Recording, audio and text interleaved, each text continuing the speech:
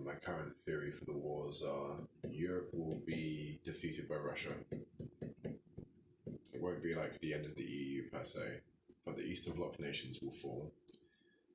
Probably half of the Scandinavian territories will be claimed by Russia too. I think there will be a war between Taiwan and China. Whether or not America will join that, I don't know. I guess it depends on who's president. If Trump is president, there will be war. He wants war with China because he sees them as the biggest barrier to continued American trade domination of the world. He's not wrong. And if that war was to occur, I actually have a funny feeling that Taiwan and America would win out against China. China's army is in complete disarray. Turns out that half of their missiles have had their fuel sold and they're filled with water. So if they tried to fire them, nothing would happen. Oh, shit.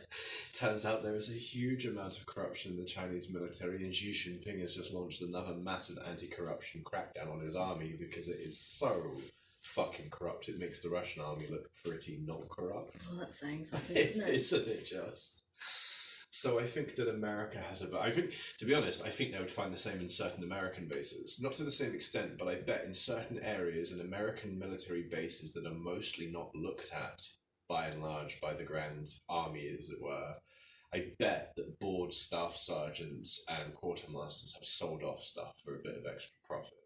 Guaranteed. Any major army faces this problem. The problem is that both Russia and China have it on such an industrial scale, it's actually built parts of their economy. Which isn't great, because if you then stop the black market trade of military goods, you'd hamper your own economy.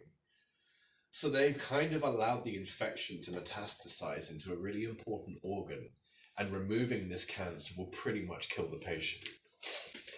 So you're going to let the patient die if you don't operate, but if you operate, you're going to kill the patient. It's just been left too late. It's like many things, isn't it? You're screwed either way. Yeah, I don't know if it's as bad for the Americans. Like I said, I have no doubt there'd at the very least be some of this. But the American army does seem to still be relatively well in regards to its fighting readiness as well as their technology. They still seem to be ahead of the curve. Even if there is corruption in it, they still have a large enough army that is functional. So I think, yeah, China will probably lose that war. Then China would descend into a civil war and the CCP will be overthrown. The Russian Federation will remain. I don't think Putin will be in charge of it at the end of the war with Europe, but it will remain. It will pretty much just be the USSR 2.0. I mean, it technically still is. The Russian Federation consists of 22 republics. The USSR consisted of 30, I think. It only shrank by 8 nations, which were still loyal to the Federation anyway, so nothing actually changed. Like Azerbaijan, Kyrgyzstan, and you've got places like Belarus, Hungary, Slovak, like all of these places that were under the USSR still have huge loyalties to Russia. But yeah, it's going to be interesting. It's going to be really fucking interesting. What I'm more curious about is how many people are going to die. Probably an awful lot. I don't know, it depends what weapons are used. Also depends how far the war rages. Like, will the war go beyond Eastern Europe?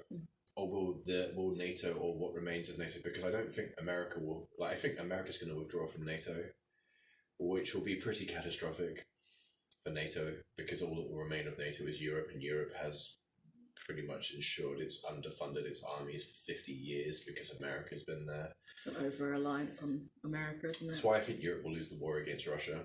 They don't have the mentality for a war. Because this we're too soft, generally. Well, bear in mind that Russia is winning its war at the moment because it's willing to sacrifice a lot of people every day. On average, they are sacrificing the lives of 1,000 men. And they have been for 2 years non-stop this month on the 22nd of February. 1,000 lives a day. They're willing to do that and they don't see any issue with it. The West would not see that as acceptable. The populations of the Western nations would probably begin civil wars to end the war, to stop the death. because the mentality is not one of sacrifice for the greater good. That will be after, what, 10 dead? But again, like I've said before, the problem with Russia is that it is pretty much a culture based on being a death cult. It's kind of a scary place. They kind of revel in the idea of death. Whereas in the West, we're kind of terrified of death. In fact, most people don't like talking about their own mortality, despite the fact that it's something we all have and we must all face inevitably. One way or another, we all die. But in the West, we're afraid of that fact, whereas in the East, they embrace it.